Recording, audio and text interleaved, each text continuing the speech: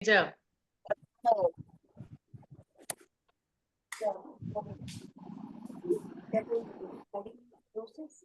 सबसे पहले खड़े हो जाएंगे अपनी अपनी मैट पर।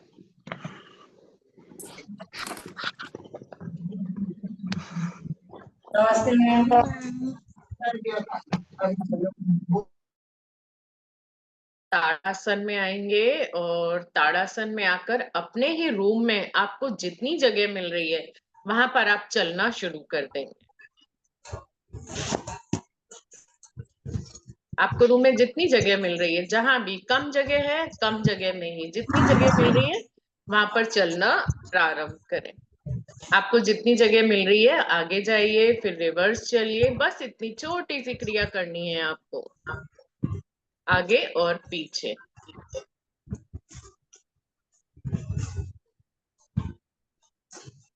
राधे राधे जी सबको।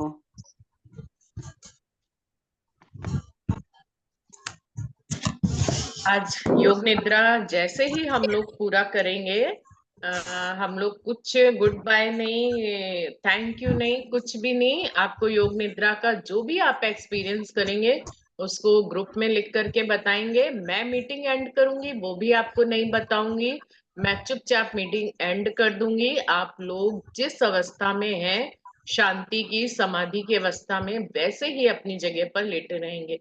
मीटिंग मेरी तरफ से एंड हो जाएगी, आपका डिवाइस भी अपने आप बंद हो जाएगा।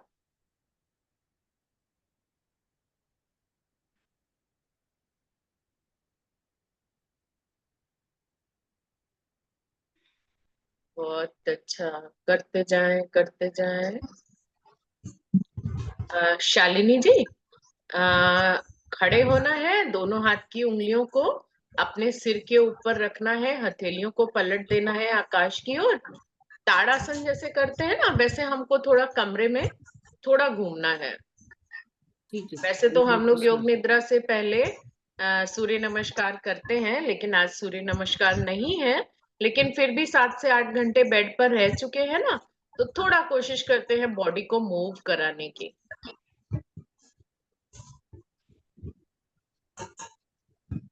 हाँ संगीता जी, आपको नहीं करना है ये सब, ठीक है। हाँ नॉर्मल थोड़ा बहुत घूम सकते हैं कमरे में। बहुत अच्छा कपिला जी, एक्सीलेंट शालिनी, बहुत अच्छा।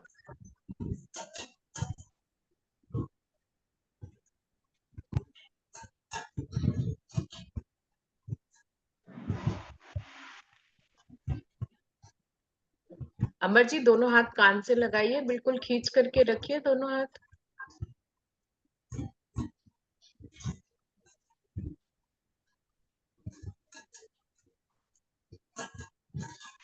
आ जाएंगे वापस, बिल्कुल आराम से वापस आएंगे।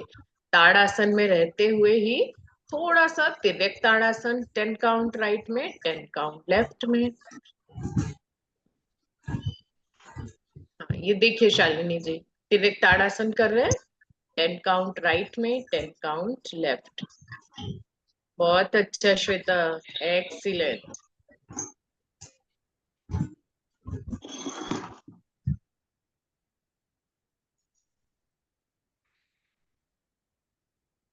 एक्सीलेंट योग।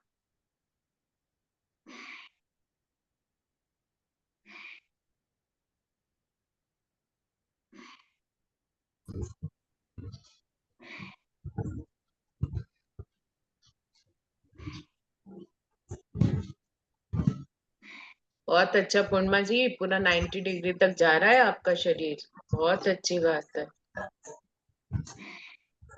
एक्सीलेंट ललिता जी। आ जाएंगे मध्य में, बिल्कुल आराम से वापस आएंगे। थोड़ा नींद को भगाने के लिए थोड़ी ताली बजाएंगे। कोई आज राम नाम का जाप नहीं, कोई गिनती नहीं, बस सब लोग ताली बजाएं।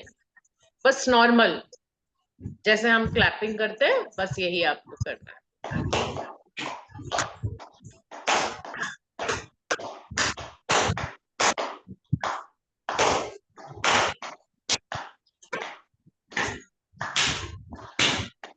बिल्कुल खुशी खुशी से, मस्ती में, क्योंकि हम योग निद्रा करने वाले हैं।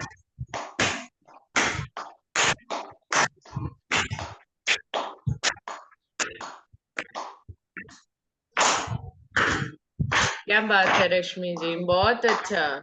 थोड़ा मस्ती में एंजॉय करते हुए, जैसे स्पेशल क्लैप करते हैं, झूमते हुए, नाचते हुए।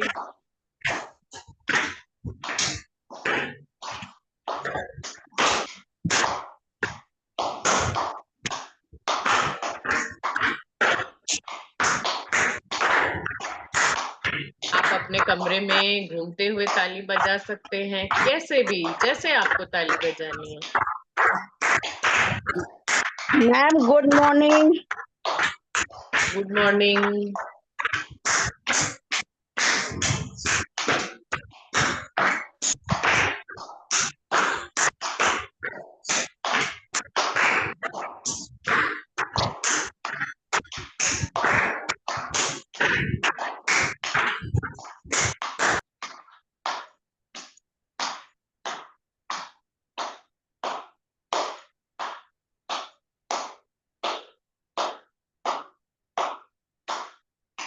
बहुत बढ़िया सीता जी, कुसुम जी।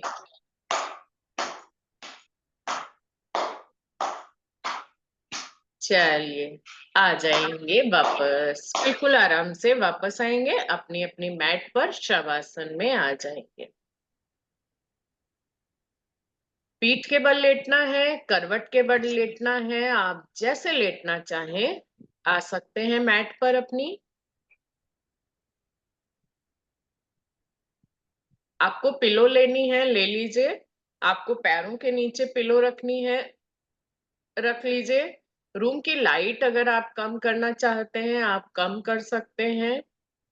आपको मच्छर लगने हो की समस्या हो, कीड़े काटने की समस्या हो, तो आप ओढ़ने के लिए कुछ भी ले लीजिए। जो करना है सेटिंग कर लीजिए, हमने आपको समय दिया हुआ है, आप सारी सेटिंग कर लीजिए। आपका फोन आपके पास रखा हुआ है तो उसको साइलेंट पर लगा लीजिए।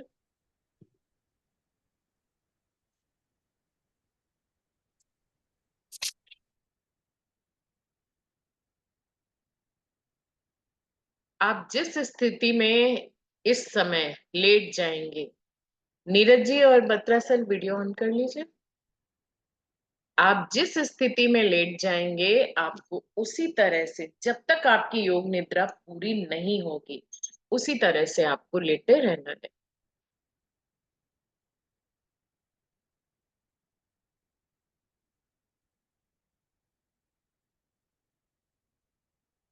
आपको अपने बाल ठीक करने हैं, कर लीजिए। आपको अपनी ड्रेस ठीक करनी है, कर लीजिए। आपको कुछ ओढ़ने के लिए लेना है, ले लीजिए।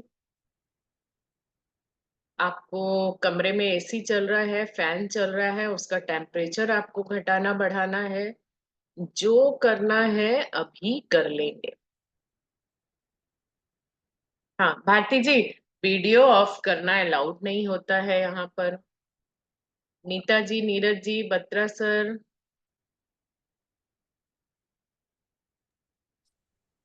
Good morning Chetika ji, video off रखना अलाउड नहीं है।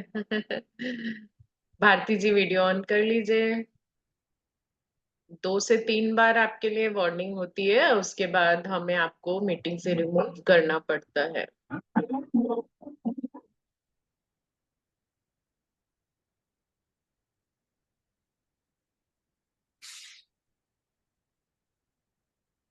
हाँ चेतिका जी आ जाइए शवासन में। भारती जी शवासन में आ जाइए। शवासन में दोनों पैरों में कंधे जितना फासला, दोनों हाथ की हथेलियां आपके कमर से 6 इंच की दूरी पर, दोनों हथेलियां आकाश की ओर अध खुली हुई। आंखें कोमलता से बंद करेंगे, इतनी कोमलता से जैसे आपकी आंखों पर कोई हल्का सा पर्दा डाल दिया गया हो। अपने शरीर को इतना ढीला छोड़ देना है कि आपके शरीर में कहीं कोई खिंचाव, कोई तनाव ना रह जाए। आंखों को भी इतनी कोमलता से बंद कीजिए, आपकी आंख की पुतलियों पर भी कोई दबाव ना हो।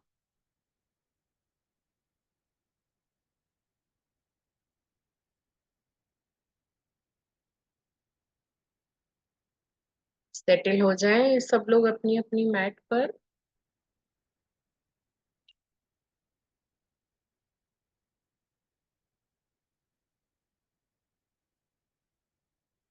आज योग निद्रा में हम आपको एक ऐसी निद्रा में ले जाएंगे जिसमें आपका शरीर जाग रहा होगा, लेकिन आपका मस्तिष्क निद्रा में आ जाएगा। आपका मस्तिष्क चेतन अवस्था में रखते हुए हम आपके शरीर को एक निद्रा में ले जाएंगे, यहाँ से दूर, बहुत दूर, इस भौतिक दुनिया से बहुत दूर। जिस दुनिया में हैं आप, जिस कमरे में आप लेटे हुए हैं, जिस आसन पर आप लेटे हुए हैं, वहां से दूर, बहुत दूर हम आपको लेकर के चलेंगे। रोज 7 से 8 घंटे हम लोग रात में सोते हैं, लेकिन इतना सोने के बाद भी बहुत बार जब हम सो करके उठते हैं तो हमारा शरीर बिल्कुल इस स्थिति में नहीं होता है कि जैसे हम 7 से 8 घंटे सो चुके हैं। क्योंकि आपके साथ उस दिन में, उस एक हफ्ते में या एक महीने पहले कुछ ऐसी घटनाएं घटित होती हैं जो बार बार आपको विचलित करती हैं।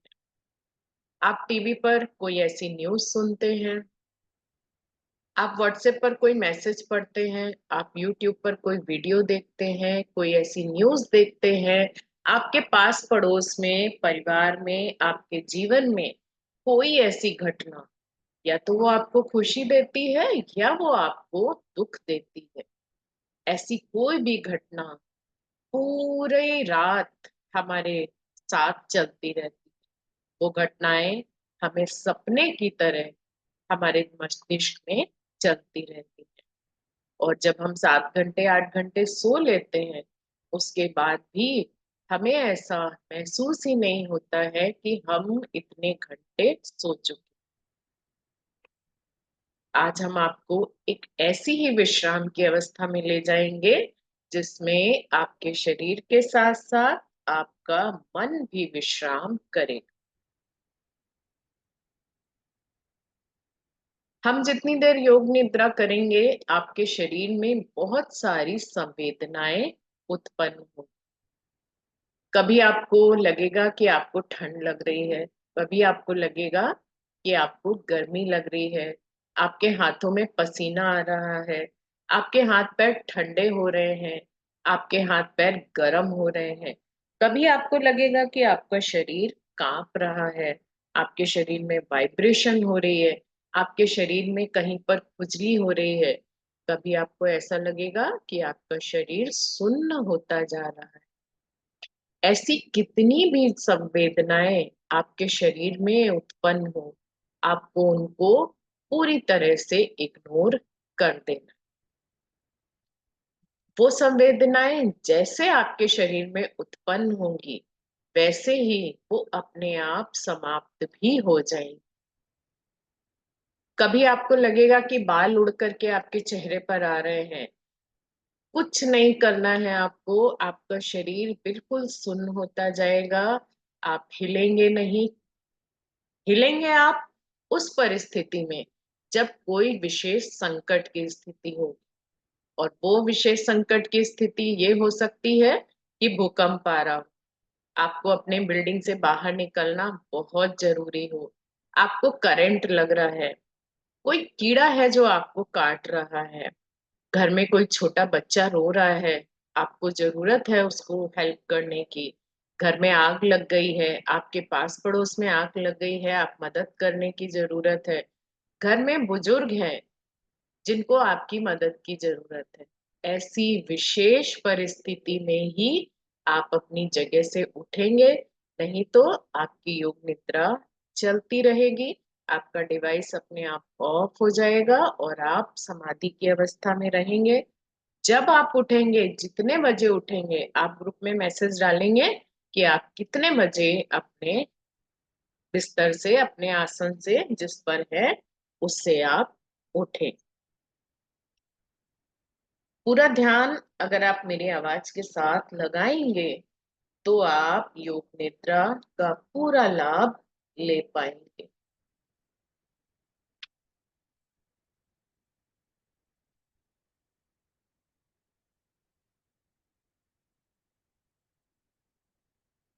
योग निद्रा से हमें बहुत सारे लाभ मिलते हैं।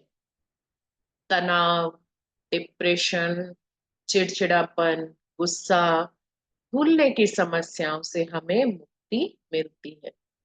शारीरिक और मानसिक थकान दूर होती है। हमारा नर्वस सिस्टम बहुत अच्छे तरीके से काम करने लगता है। माइग्रेन की प्रॉब्लम हो, इंसोम्निया की प्रॉब्लम हो, जबरदस्त फायदा होता है।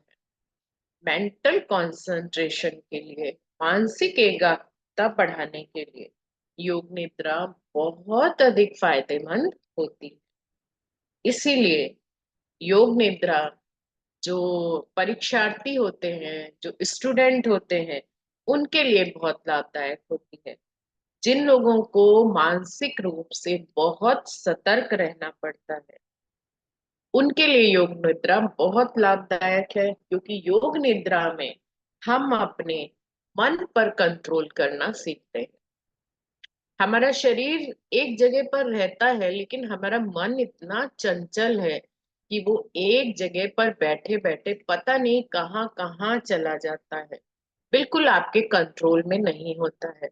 और ये उन लोगों के लिए बहुत घातक है जिनके काम में मानसिक सतर्कता रखनी पड़ती। अगर कोई विद्यार्थी पढ़ते समय अपने मन को अपने नियंत्रण में ना रखे, उस ओर ध्यान न लगाए जो वो पढ़ रहा है, वो एक भी चीज, एक भी चैप्टर याद नहीं कर सकता है। बहुत जरूरी है मानसिक एकाग्रता आपके लिए। जैसे आप समझ सकते हैं, ट्रेन में ड्राइवर, एक पैसेंजर ट्रेन का ड्राइवर है जिसके हाथ में हजारों लोगों की जिंदगी है। वो लोग जो ट्रेन में बैठे, अगर वो मानसिक रूप से सतर्क ना रहे, आप समझ सकते हैं उसकी छोटा सा ध्यान बटना कितनी बड़ी दुर्घटना हो सकती। इससे आप समझ सकते हैं कि मेंटल कंसंट्रेशन छोटी छोटी चीजों में भी बहुत जरूरी है, लेकिन कुछ लोगों के लिए बहुत जरूरी है, हमारे लिए भी बहुत जरूरी है। आप ऐसे भी समझ सकते हैं, हमारे सीमा पर जो सैनिक लोग होते हैं, बॉर्डर पर जो सैनिक होते हैं, वो बंदूक को एक निशाने में लगा करके घंटों खड़े रहते हैं बिना हिला डुले, और उनका जरा सा चूक जाना उनके लिए और हमारे देश के लिए खतरा बन जाता है। इतना अधिक उनको सतर्क रहना पड़ता है। इसके अलावा आप इस तरह से भी समझ सकते हैं, ऑपरेशन करते समय डॉक्टर ऑपरेशन थिएटर में अगर छोटी सी गलती कर दे, अगर ऑपरेशन करते समय वो अपने ऑपरेशन के बाद वाली क्रिया पर ध्यान लगा दे कि ऑपरेशन करने के बाद मुझे जल्दी जल्दी यहाँ से निकलना है, मुझे वहां पहुंचना है, या इसके बाद मेरी अगली सर्जरी है, या इसके बाद मुझे ओपीडी में जाना है, मुझे लेट हो रहा है। अगर सोचिए, अगर वो मानसिक रूप से सतर्क ना हो तो क्या होगा उस पेशेंट के साथ में। अगर कोई डॉक्टर ऑपरेशन करते समय मानसिक रूप से सतर्क ना हो, काम तो उसके हाथ कर रहे हैं, लेकिन काम करते समय वो क्या यूज कर रहे हैं, अपना दिमाग, और उसका अपने दिमाग को जरा सा भी इधर उधर ले जाना उस पेशेंट के लिए कितना खतरनाक हो सकता है, आप समझ सकते हैं। उस इंसान की जिंदगी, वो पूरा परिवार जो उस इंसान से जुड़ा हुआ है, उस इंसान की जिंदगी खतरे में आ सकती है अगर डॉक्टर ऑपरेशन करते समय सतर्क ना हो। योग निद्रा हम हर सैटरडे करते हैं, आप सबको योग निद्रा का अभ्यास है। आज हम योग निद्रा कर रहे हैं ब्रह्म मुहूर्त में। ब्रह्म मुहूर्त, वो मुहूर्त, वो समय जिसको बोलते हैं गॉड्स क्रिएटर टाइम। ये वो समय है जिसमें गॉड ने यूनिवर्स को क्रिएट किया था। हमारे माइथोलॉजी में ऐसी मान्यता है कि इस सृष्टि को ब्रह्मा ने बनाया है। इसीलिए यूनिवर्स को ब्रह्मांड भी बोला जाता है, क्योंकि ब्रह्मा ने सृष्टि की रचना की है। और ब्रह्मा ने सृष्टि की रचना किस समय करी है?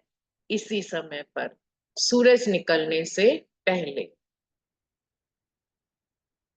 जिसको ब्रह्म मुहूर्त बोला जाता है। जो भी हमारे, जहां पर हम रहते हैं वहां पर जो भी सनराइज का टाइम होता है, उस सनराइज से 1 घंटा 36 मिनट पहले ब्रह्म मुहूर्त शुरू होता है। पूरे दिन में 30 मुहूर्त माने गए हैं, लेकिन इस मुहूर्त को सबसे ज्यादा शुभ, सबसे ज्यादा लाभकारी माना गया है ब्रह्म मुहूर्त, जो कि 48 मिनट का होता है। 48 मिनट में ब्रह्म मुहूर्त खत्म हो जाता है। लेकिन आप ब्रह्म मुहूर्त में जो काम शुरू करते हैं, उसे आपको 48 मिनट में खत्म करना जरूरी नहीं होता है। आपको उस काम को शुरू करना है ब्रह्म मुहूर्त में, आप उसको खत्म करके हुए आगे तक ले जा सकते हैं। It is believed that between the period of 4 to 6 in the morning, the maximum positive energy is transmitted in our brain and within the whole body. And if you keep sleeping at this time, then you do not get this energy, and the whole day suffers from increased negativity. बहुत देर तक सोते रहना, आपके शरीर में नकारात्मक ऊर्जा, ब्रह्म मुहूर्त में उठ जाना, अपनी दैनिक दिनचर्या करना, जो भी हम क्रियाएं करते हैं, हम पूजा करते हैं, योगिक क्रिया करते हैं, स्पिरिचुअल एक्टिविटी करते हैं, ध्यान लगाते हैं, स्टडी करते हैं, सबके लिए ये टाइम सबसे अच्छा माना गया। Waking up in the Brahma Muhurt is said to enhance your healing ability. If you are suffering from any kind of disease, then you can get the benefit of early recovering by getting up early in the morning in Brahma Muhurt.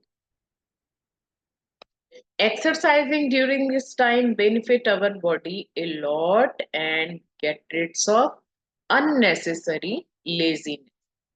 हम सुबह जितनी जल्दी जग जाते हैं, जितनी जल्दी हम बिस्तर को छोड़ देते हैं, हमारे शरीर में उतनी अधिक एनर्जी रहती। Similarly, one can find the best silent and peaceful time to plan for the whole day and do productive work without any disturbance. हमें पूरे दिन हमारे शरीर में ऊर्जा का संचार होता रहता है जब हम ब्रह्म मुहूर्त में अपने बिस्तर को छोड़ दें। In Brahma Muhurt, the whole environment around you is pure, calm, and pleasant. At that time, you are full of energy because you are awake after sleep. क्योंकि आप 7 से 8 घंटा सो चुके हैं, आप विश्राम कर चुके हैं, आपके शरीर में पूरी ऊर्जा है, आपका शरीर विश्राम कर चुका है, आपका मन विश्राम कर चुका है। After resting, our energy and mental strength are very strong. After waking up, the mind remains fresh. If you want, you can do meditation during this time. Meditating at this time improves mental performance.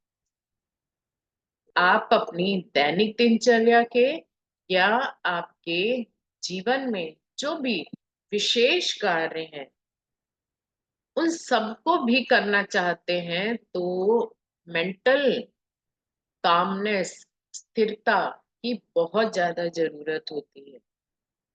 It keeps you mentally healthy and also calms the body. Similarly, if you wake up in the morning and walk barefoot on green grass or sand, then the health benefits you get from it are unbelievable. अगर आप सुबह ब्रह्म मुहूर्त में उठ जाते हैं, आप fresh हो जाते हैं, आप यौगिक क्रियाएं करते हैं, अगर आप यौगिक क्रियाएं नहीं भी करते हैं तो आप अपने घर से बाहर निकल जाते हैं, आप वॉक करना शुरू कर देते हैं। अगर आप वॉक करने में हरी घास पर चलते हैं, चप्पल को उतार करके, जूते को उतार करके चलते हैं तो और आपके लिए फायदे बढ़ जाते हैं। तो ये क्रियाएं आपके लिए ब्रह्म मुहूर्त में मेडिटेशन आपके लिए बहुत ज्यादा यूजफुल होता है। आज हम आपको बताने वाले हैं प्राणों के बारे में।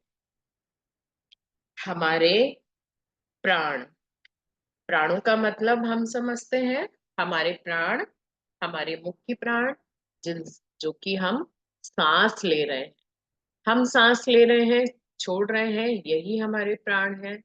कुछ लोगों को लगता है कि हमारा हार्ट काम कर रहा है, हमारा हार्ट पंपिंग कर रहा है, तो वो हमारे प्राण है। लेकिन आज हम आपको बताना चाहते हैं कि हमारे शरीर में 5 मुख्य प्राण होते हैं और 5 उप प्राण होते हैं। 10 मुख्य प्राण होते हैं।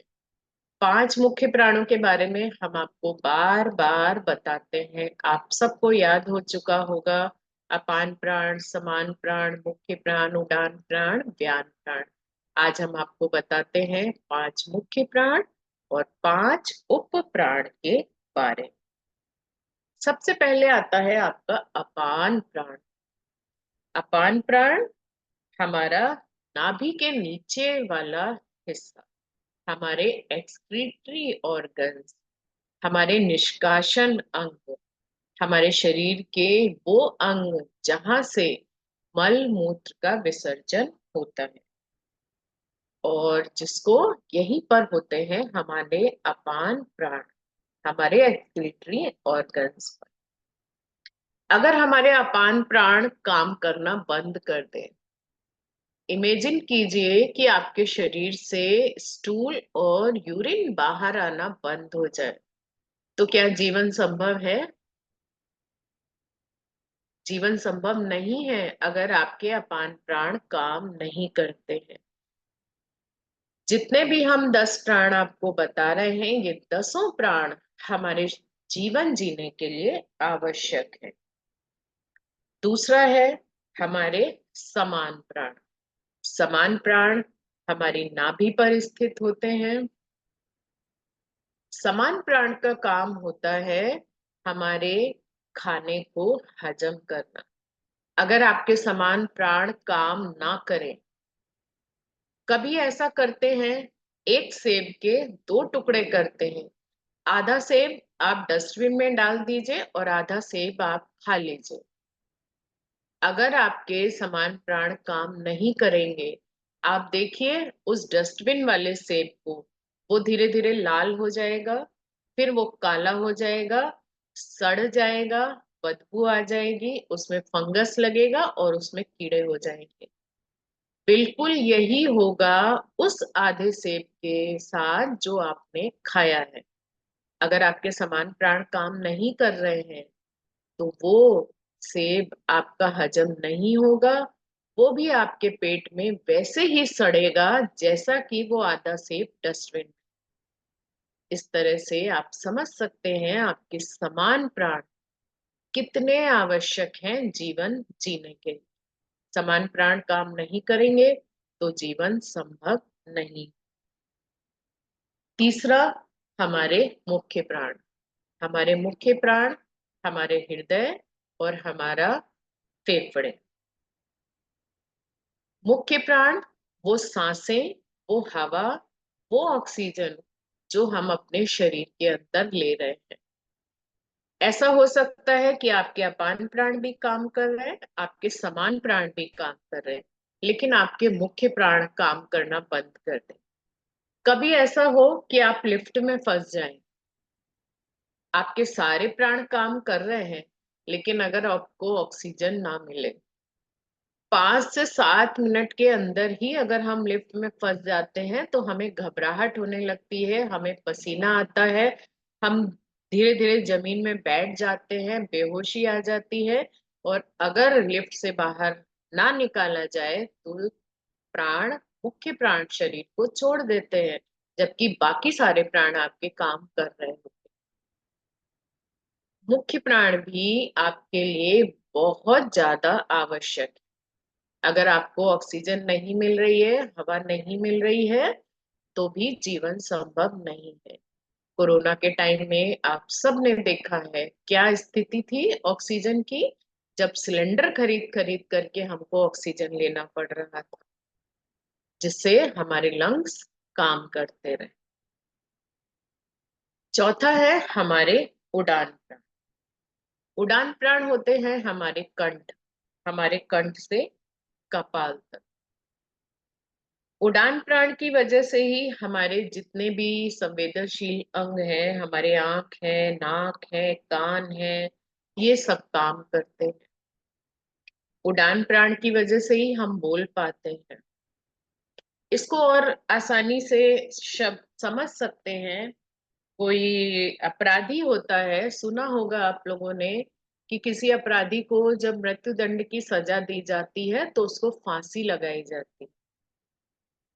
तब क्या होता है, उसके समान प्राण काम कर रहे होते हैं, अपान प्राण काम कर रहे होते हैं, मुख्य प्राण भी काम कर रहे होते हैं, लेकिन एक रस्सी के द्वारा उसके गले को चोक कर दिया जाता है। उड़ान प्राण जीवन शरीर को छोड़ देते हैं, जीवन समाप्त हो जाता है। उड़ान प्राण हमारे कंठ। पांचवें प्राण है हमारा व्यान प्राण। व्यान प्राण हमारे पूरे शरीर में है, हमारे सिर से लेकर के हमारे पैरों तक। व्यान प्राण की वजह से ही हमारा शरीर बैलेंस करता है। कभी आप लोगों ने देखा होगा स्केलेटन को, कभी लैब में कहीं पर, क्या वो खड़ा होता है अपने आप से? आप लोगों ने देखा होगा कभी बायो लैब में स्केलेटन जो है वो लटका होता है, लेकिन हमारे शरीर में जो स्केलेटन है उसकी सहायता से ही हम खड़े होते हैं, वही हमारी बॉडी को बैलेंस करता है। अगर हमारे व्यान प्राण काम ना करे, बैलेंस ना करे, स्केलेटन काम ना करे, तो हम सीधे खड़े भी नहीं रह सकते। व्यान प्राण की वजह से ही हम खड़े हैं, बैठे हैं, लेटे हैं, ब्लड हमारे पूरे शरीर में घूम रहा है। जब आप लेटे हैं इस समय भी आपके पूरे शरीर में रक्त का संचार हो रहा है, क्योंकि आप लेटे हुए हैं। लेकिन क्या ऐसा होगा कि आप खड़े हो जाएं तो आपके ब्रेन में ब्लड ना पहुंचे? घरों में तो हम पानी को ऊपर अपने घर के टैंक में पहुंचाने के लिए मोटर लगाते हैं, उससे हम पानी को ऊपर पहुंचा देते हैं। यहाँ पर हमारा हार्ट भी काम कर रहा है वही, लेकिन हमारा हार्ट तो हम लेटे हैं तब भी काम कर रहा है, लेकिन हम खड़े होते हैं तो ऐसा तो नहीं होता है कि ब्लड हमारे ब्रेन में ना जाए। तभी ब्रेन में हमारे ब्लड जाता है, हमारा शरीर बैलेंस में रहता है। हम पैरों को आगे बढ़ाते हैं, हम दौड़ते हैं, हम कूदते हैं, हमारा शरीर बैलेंस करता है हमारे ध्यान प्राण की वजह से। 5 हमारे शरीर में उप प्राण भी होते हैं। ये 5 प्राण हमने आपको बताए, अपान प्राण, समान प्राण, मुख्य प्राण, उड़ान प्राण और व्यान प्राण। 5 उप प्राण में आपका सबसे पहला प्राण होता है जिसको बोलते हैं नाग, या संस्कृत में जिसको नागा भी बोला जाता है। और ये वो प्राण है जिनका काम है डकार लेना और हिचकी आना। अगर सोचिए आपके खाने की नली में, आपके आमाशय में वो गैस है जो बाहर निकलना चाहती है, और अगर वो बाहर ना निकले तो आप परेशानी में आ जाते हैं। तो ये डकार आना और हिचकी आना, ये आपके नाग प्राण का काम होता है, उस गैस को बाहर निकाल देना डकार के द्वारा। दूसरा हमारा उप प्राण है कूर्म प्राण। कूर्म प्राण क्या काम कर रहा है? आपकी आंख में काम करता है। कूर्म प्राण सही तरीके से काम कर रहा है, जिसकी वजह से आप अपनी पलकों को झपका पा रहे हैं। आप अपनी पलकों को खोल रहे हैं, बंद कर रहे हैं। कूर्म प्राण की वजह से ही आपकी पुतलियों का जो आकार है वो नियंत्रित रहता है। कभी आप लोग आंख टेस्ट करवाने जाते हैं, आपकी आंख में एक ऐसी दवा डाल दी जाती है जिससे आपकी पुतलियां फैल जाती हैं, तब डॉक्टर आपकी आंख टेस्ट करके आपको नंबर देता है। लेकिन बिना दवा डाले आपकी आंख की पुतलियां हमेशा एक आकार में रहती हैं, क्योंकि आपके कूर्म प्राण काम कर रहे होते। बिना दवा डाले वो कभी नहीं फैलती हैं, क्योंकि आपके कूर्म प्राण काम कर रहे होते हैं। तीसरा है हमारा उप प्राण, कुकर प्राण। ये प्राण काम करता है हमारे शरीर में भूख और प्यास को पैदा करना। अगर हमारा कुकर प्राण काम करना बंद कर दे, सोचिए क्या होगा। आपको भूख लगना बंद हो जाए, आपको प्यास लगना बंद हो जाए, आप घर से निकले, पूरा दिन काम करते रहें, आपको प्यास का एहसास ही ना हो। बहुत बार हम पानी तभी पीते हैं जब हमें प्यास लगती है। बिना प्यास के हमें ध्यान ही नहीं आता है कि हमें पानी पीना है। खाना तो बहुत बार हम लोग बिना भूख के भी खा लेते हैं, क्योंकि हमारा एक निश्चित समय होता है कि हाँ अभी सुबह हो गई है, नाश्ता करना है, दोपहर हो गई है, हमें लंच करना है, रात में सोने जा रहे हैं तो सोने से पहले हमको डिनर करना है।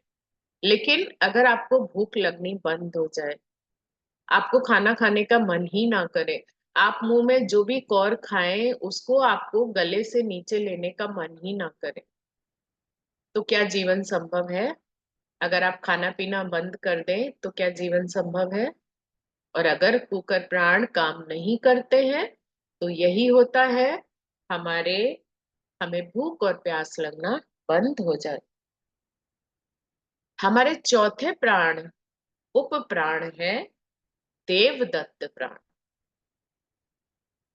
देवदत्त प्राण का काम होता है उबासी लेना, यॉर्निंग, जम्हाई आना, जो कि ये बताता है कि आपको नींद आने लगी है, अब आपके शरीर को विश्राम की आवश्यकता है। आपका उबासी और जम्हाई लेना देवदत्त प्राण का काम होता है। आपका पांचवा अंतिम उप प्राण है धनंजय प्राण। और धनंजय प्राण काम करता है शरीर जब मृत्यु के बाद, जिसको बोलते हैं कि आत्मा शरीर को छोड़ देती है। जब ये 10 प्राण हमने आपको बताए हैं, जब ये 9 प्राण शरीर को छोड़ देते हैं, तब आपका 10वां प्राण धनंजय प्राण काम करता है। और धनंजय प्राण का काम होता है कि शरीर को धीरे धीरे करके वापस मिट्टी में मिला दे। हमारा शरीर मिट्टी का ही बना हुआ है, और उस मिट्टी के शरीर को वापस मिट्टी में मिलाने का काम करता है धनंजय प्राण। हमारे जो त्वचा है, हड्डियां हैं, वो सब धीरे धीरे धीरे धीरे घटित होते होते होते होते होते वो मिट्टी में बदल जाती। ये है हमारे 5 मुख्य प्राण और 5 उप प्राण। थोड़ी देर के लिए पूरा ध्यान मेरी आवाज के साथ लगाएंगे और 27 से उल्टी गिनती गिनना शुरू कर देंगे। 27, 26, 25। पूरा ध्यान आपकी सांसों के साथ और गिनती के साथ। जैसे ही आपको लगेगा कि आप गिनती भूल गए हैं, आप गिनती तभी भूलेंगे जब आप योग निद्रा सही तरीके से नहीं कर पा रहे हैं, आप अपने मन को कंट्रोल में नहीं कर पा रहे हैं, तो आप गिनती जरूर भूल जाएंगे। अगर आप ध्यान लगा पा रहे हैं तो आप गिनती नहीं भूलेंगे। आप 1 तक गिनती गिनेंगे, फिर आप 27 से गिनना शुरू कर देंगे। अगर आप बीच में गिनती भूल जाते हैं, आपका ध्यान इधर उधर चला जाता है, हमारा मन चंचल है, इधर उधर चला जाता है, अगर आपका ध्यान इधर उधर चला जाता है तो आप दोबारा 27 से गिनती गिनना शुरू कर देंगे। पूरा ध्यान लगाइए अपनी सांसों के साथ और गिनती करना प्रारंभ। Slowly start counting backwards without making any noise. 26, 25, 24, 23, 22, 21. If you forget the count, start counting again from 27.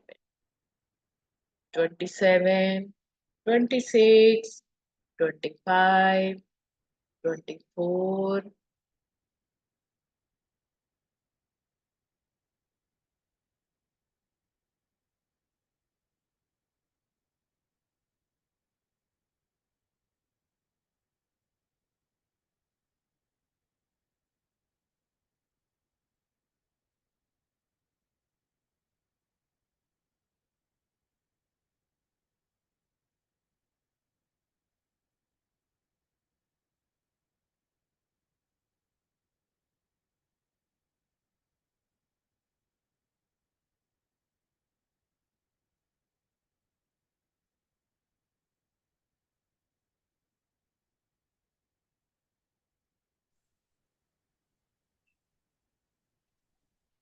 अब हम आपको एक ऐसे मानसिक दर्शन की ओर ले चलेंगे।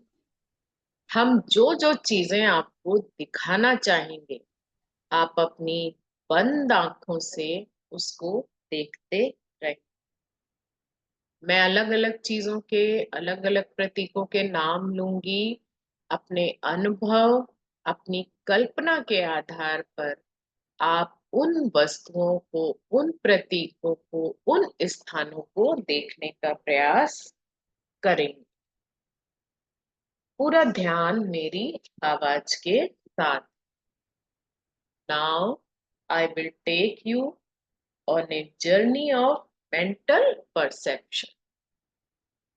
I will take name different things and you should try to perceive those visions based on your experience, feelings and imagination as much as possible.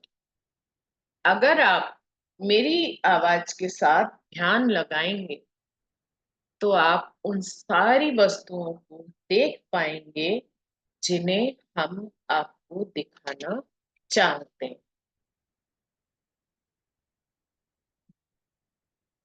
क्या आप तैयार हैं मेरे साथ उस यात्रा पर चलने के लिए? एक ऐसी जर्नी,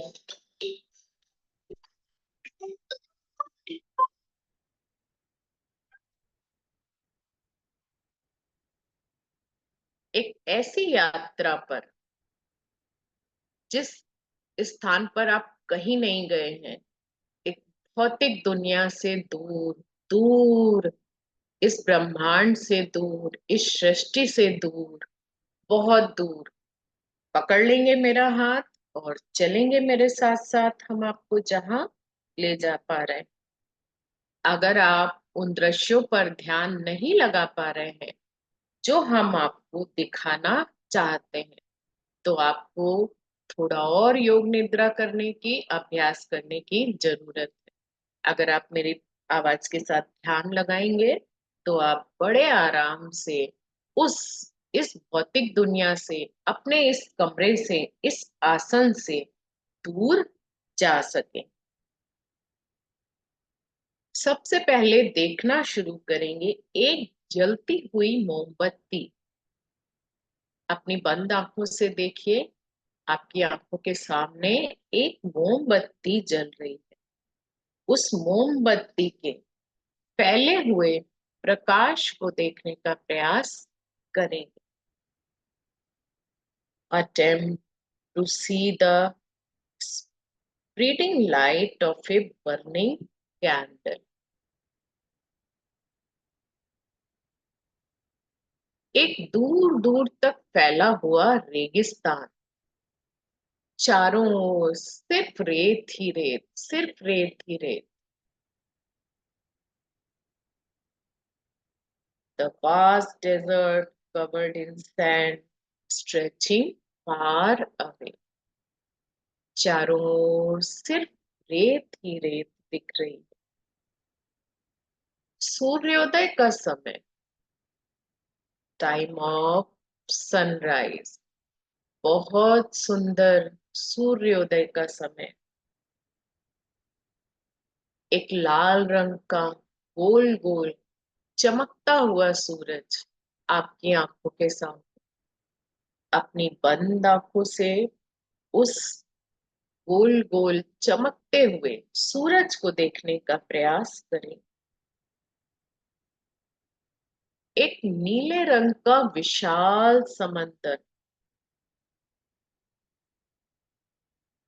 दूर दूर तक समंदर में उठती हुई ऊंची ऊंची लहरें। सुनने का प्रयास करें। इस समुद्र की लहरों की आवाज आपके कानों तक आ रही है।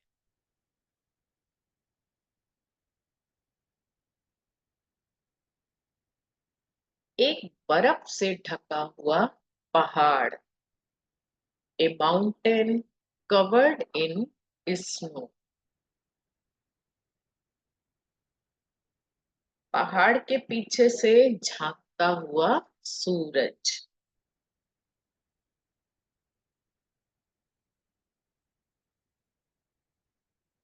सूर्योदय के समय उड़ते हुए पंछी, वो पंछी जो अपने अपने घोंसलों से निकलकर तिनके की तलाश में, अपने भोजन की तलाश में उड़ रहे।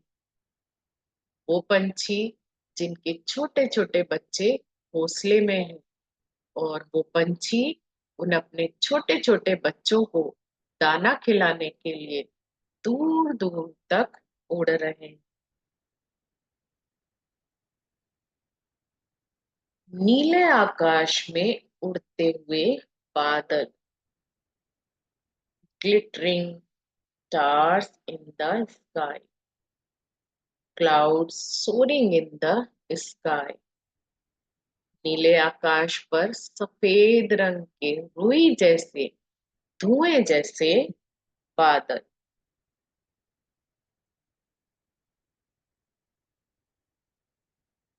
रात का समय, तारामंडल, तारामंडल के जगमगाते हुए टिमटिमाते हुए तारे।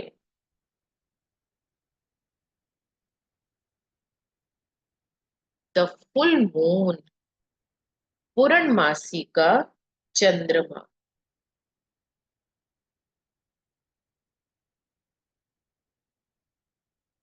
पूर्णमासी का गोल गोल चमकता हुआ चंद्रमा।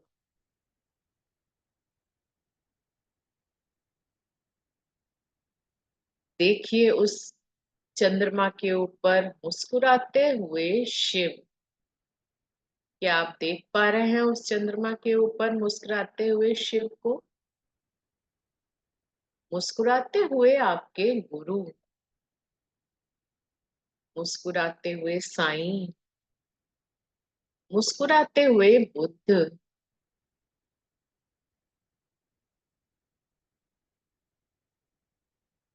आपके चारों ओर हरी हरी घास, हरी घास पे छोटे छोटे फूलों के पौधे, पौधों पर उड़ती हुई रंग बिरंगी तितलियां। आपके दोनों ओर लंबे लंबे ऊंचे ऊंचे पेड़। इन पेड़ों के बीच से निकलता हुआ एक लंबा रास्ता।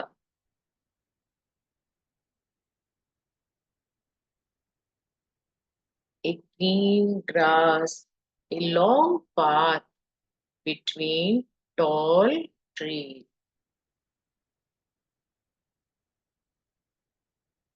अपने आप को इस मार्ग पर चलता हुआ देख। हरी घास पर दोनों ओर लंबे ऊंचे पेड़, और पेड़ों के बीच से निकलता हुआ रास्ता, और आप उस मार्ग पर चल रहे हैं। Visualize yourself walking along a path.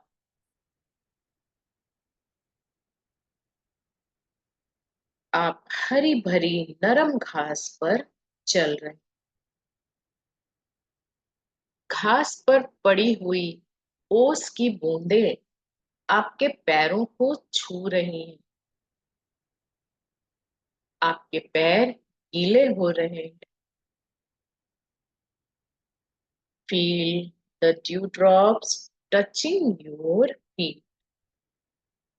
उन ओस की बूंदों से आपके पैर ठंडे होते जा रहे हैं। आप उस लंबे रास्ते पर चलते जा रहे हैं, चलते जा रहे हैं, चलते जा रहे हैं। एक ऐसा रास्ता जिस पर कोई मोड़ नहीं आ रहा है। एक ऐसा रास्ता जिसमें कहीं कोई अंत नहीं दिखाई दे रहा। आप चलते जा रहे हैं, चलते जा रहे हैं।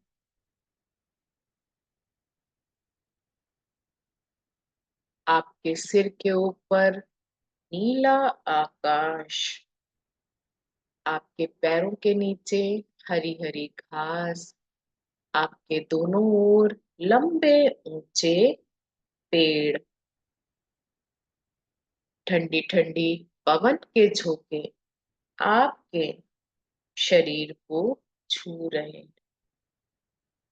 Experience the cool breeze gently piercing your body, making your hair sway. आपके बाल उड़ रहे हैं, आपके कपड़े उड़ रहे हैं। आप उस लंबे रास्ते पर चलते जा रहे हैं, चलते जा रहे हैं, चलते जा रहे हैं। दूर, बहुत दूर एक मंदिर दिख रहा है। आप धीरे धीरे उस मंदिर की ओर बढ़ते जा रहे हैं।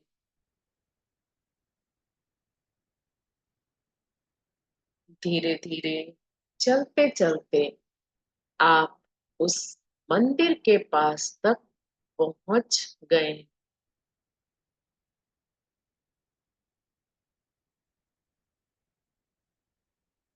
A temple in the distance is visible as you ascend its stairs. आपने मंदिर की सीढ़ियों को चढ़ना शुरू कर दिया।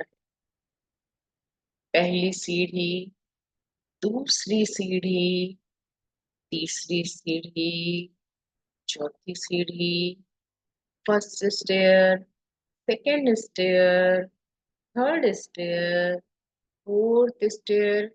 आप धीरे धीरे मंदिर की सीढ़ियां चढ़ते जा रहे हैं। मंदिर की सीढ़ियां चढ़ते चढ़ते आप एक बड़े से चबूतरे पर पहुंच गए। मंदिर के अंदर से प्रकाश आता दिख रहा है। अगरबत्ती की सुगंध आपके नाक में जा रही है।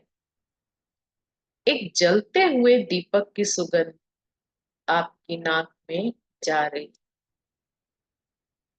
आप चलते चलते मंदिर के द्वार तक पहुंच चुके हैं। मंदिर के अंदर एक शिव की प्रतिमा है।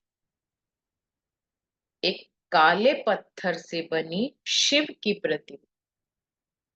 वो प्रतिमा जिसमें शिव ध्यान अवस्था में है।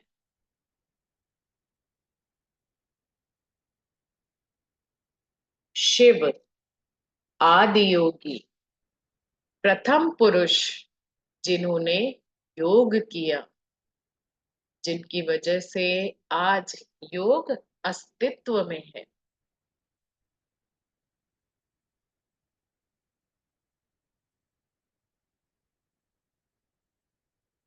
प्रतिमा के चरणों में रंग बिरंगे फूल चढ़े हुए हैं। अगरबत्ती का धुआं उस प्रतिमा के ऊपर से उड़ रहा है। आप शिव की प्रतिमा को देखकर भावपूर्वक हाथ जोड़ लेते हैं, नमन करते हैं। आप अष्टांग नमस्कार की तरह पृथ्वी पर बैठ करके अपने माथे को जमीन से लगाकर शिव की प्रतिमा को नमन करते हैं।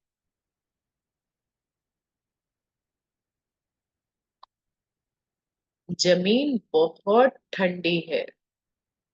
आपका माथा ठंडा होता जा रहा है।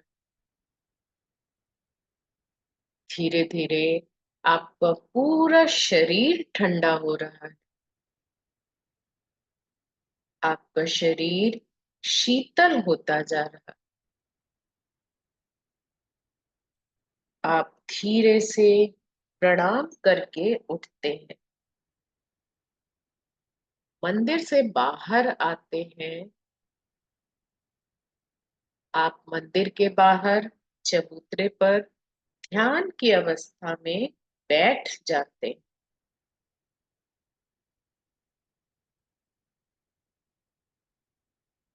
Your entire body has become cold. Your eyes are closed as you chant the sacred syllable Om.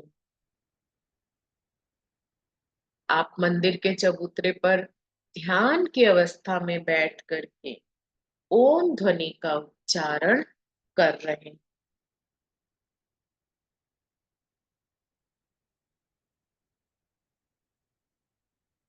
आप ध्यान लगा रहे हैं, शिव के साथ अपने गुरु का ध्यान कर रहे हैं।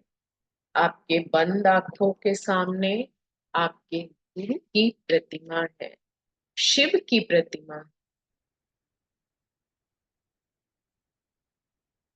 चारों ओर से अपनी बुद्धि को हटाकर देखिए, आप कौन है? अपने आप से सवाल करें, मैं कौन हूं? हु एम आई? मैं कौन हूं? सिर्फ अपने आप को देखने का प्रयास। सिर्फ आप, कुछ नहीं है। ना ये घर है, ना ये दीवारें हैं, न छत है, न जमीन है, ना ये मंदिर है, न चबूतरा है। सिर्फ आप, सिर्फ अपने आप को देखने का प्रयास करें। इस शरीर को चलाने वाले, हर संकल्प की रचना करने वाले, हर भावना को महसूस करने वाले, आप कौन है? मैं कौन हूं? मैं चैतन्य शक्ति हूं। मैं चेतना हूं। मैं आत्मा हूं। I am soul. मैं कौन हूं? मैं आत्मा हूं। अपने आप को देखें, अपनी बंद आंखों से अपने आप को देखने का प्रयास करें। आपकी दोनों भ्रुकुटी के बीच में, बिटवीन योर आईब्रोज, देखने का प्रयास करें। आपके माथे पर, बिटवीन योर आईब्रोज, आपकी भ्रुकुटी पर एक सितारा चमक रहा है। सेंटर ऑफ फोरहेड, एक अति सूक्ष्म चमकता हुआ सितारा। Point of light shining in the centre of forehead. अपने माथे पर एक चमकता हुआ सितारा देखने का प्रयास करें। मैं आत्मा हूं। ऊर्जा, एनर्जी जो इस शरीर की मालिक है, अपने ओरिजिनल स्वरूप में, अपने शांत स्वरूप में, मैं आत्मा अपने शांत स्वरूप में, मैं शांत हूँ। शांति मेरा स्वभाव है।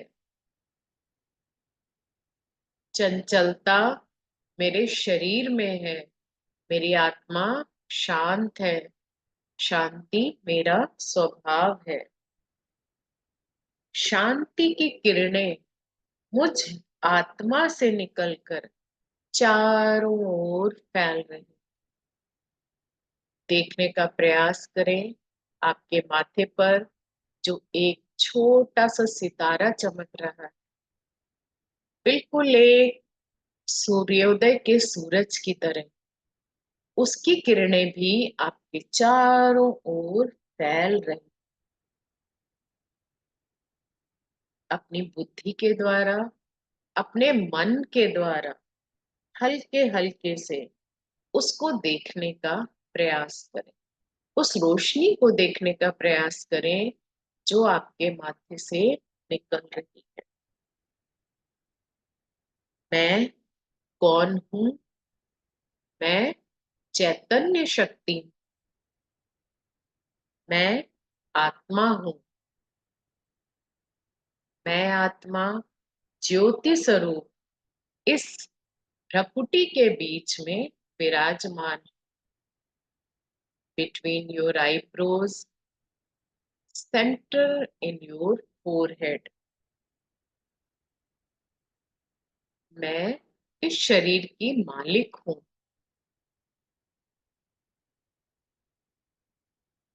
वो शांति जिसको मैं हर जगह ढूंढ रही थी, वो शांति तो मेरे अपने अंदर है।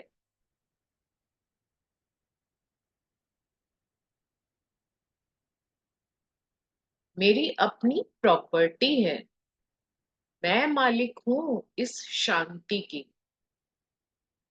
शांत मेरा संस्कार है। शांत रहना मेरा स्वभाव है।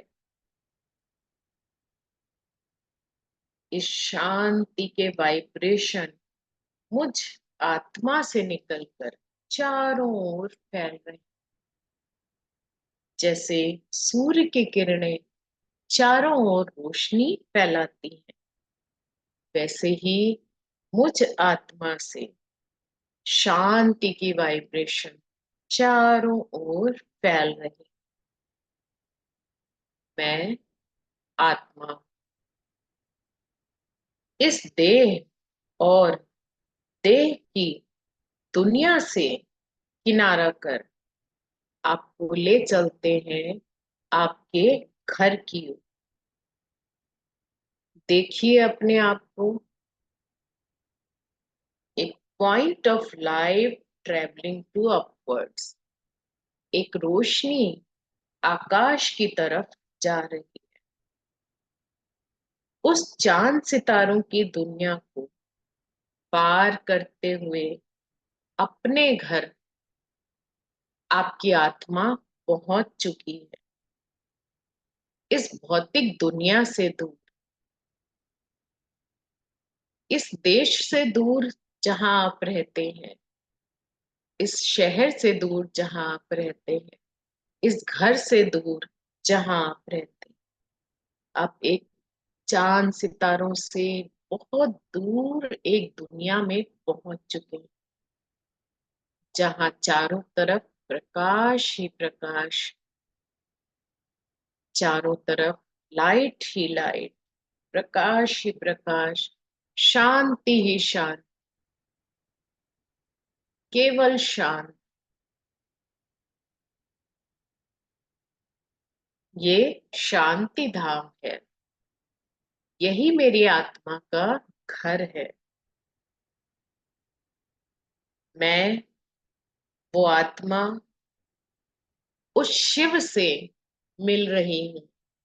वो शिव जो मेरा पिता है। मैं अपने उस गुरु से मिल रही हूँ जो मेरे लिए पिता समान। आपकी आत्मा की तरह ही आपका शिव, आपका गुरु भी एक प्रकाश का पुंज है, एक ज्योति स्वरूप है। मेरी आत्मा, मेरा शिव, मेरे गुरु एक ज्योति पुंज की तरह है। मैं मेरी आत्मा के रूप में उस शिव के सामने बैठ जाती हूँ। शिव मेरे गुरु, जिनसे मैं हर संबंध जोड़ सकती, चाहे वो माता पिता का संबंध हो, चाहे वो बच्चे का संबंध हो, चाहे वो सखा का संबंध।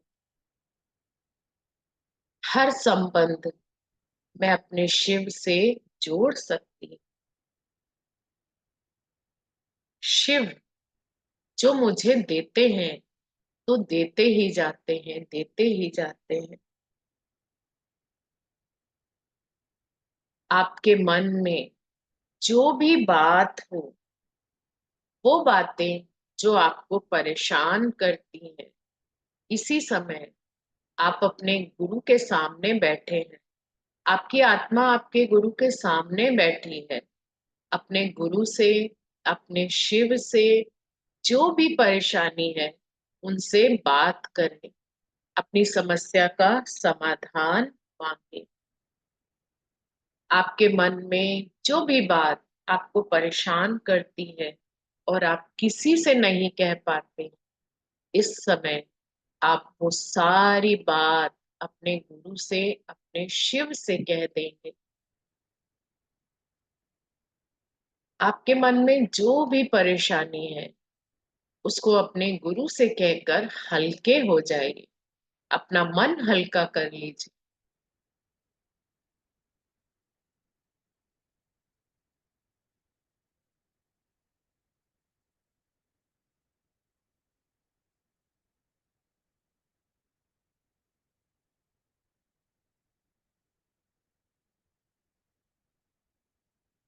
शिव शांति का सागर है, जिसे सारी दुनिया ढूंढ रही।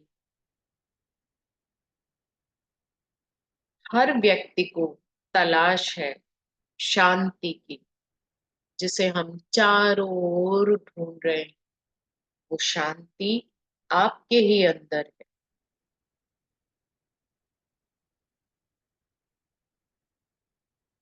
इस शांति की शक्ति को अपने अंदर भरते जाएं, भरते जाएं, भरते जाएं। चारों ओर केवल शांति और चारों ओर प्रकाश ही प्रकाश। कोई अंधकार नहीं, कोई निराशा नहीं, कोई नकारात्मक ऊर्जा नहीं। आप शिव के सामने हैं, अपनी सारी परेशानियां उनसे कहकर अपने मन को हल्का कर ले।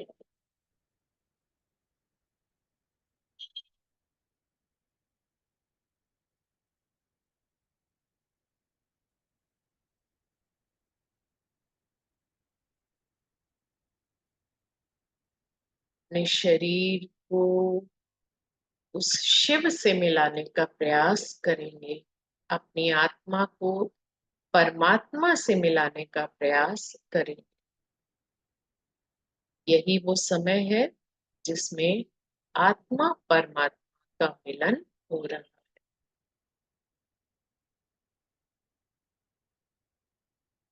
बिना आवाज के मन ही मन में ओम ध्वनि का उच्चारण करते रहें और शिव से बातें करते रहें।